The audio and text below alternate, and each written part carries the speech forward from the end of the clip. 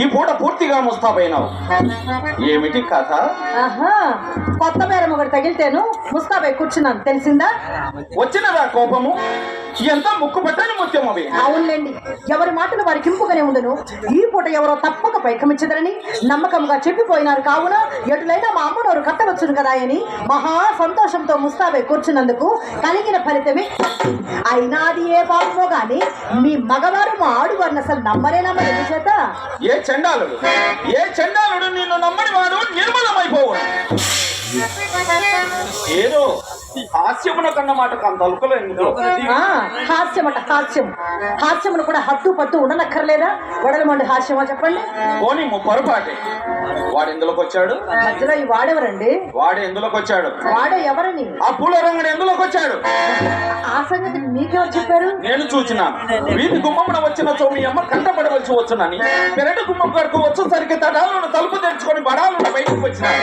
ఆ పాట నన్ను చూచి అతను చూసి నేను తెల్లపోయినా. అంతటా అనుమానం కలగకుండాన్నట్లు కోడెగంలాడుచు కొంత దూరం వెంట వెళ్ళినా. ఎలాగో కోడిగములాడుచు కొంత దూరం వెంట వెళ్ళి సాగనంపే వచ్చారుగా, మరి ఎందులో కేతించితని పూలరంగడు గారు అని మీరే అడగలేకపోయారా? అడిగినా.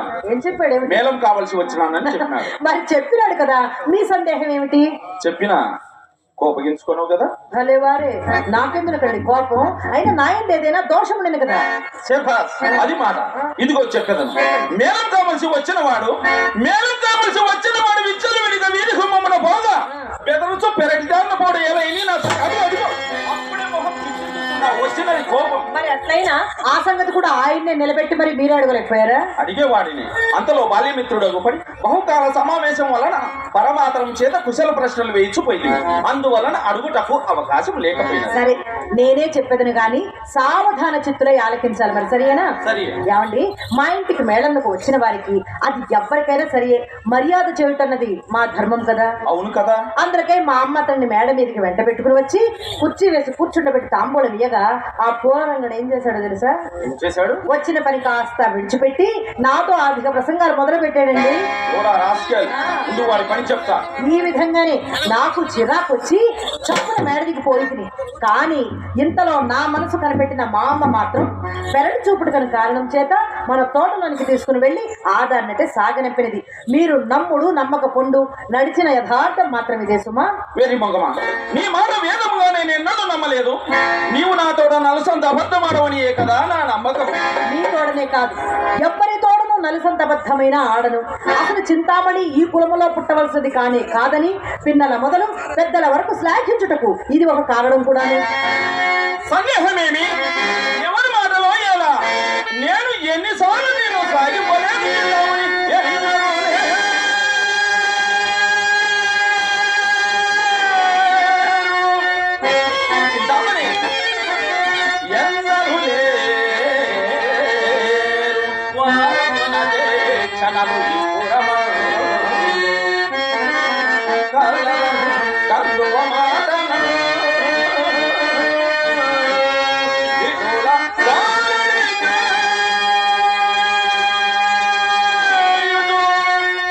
చేయొచ్చు.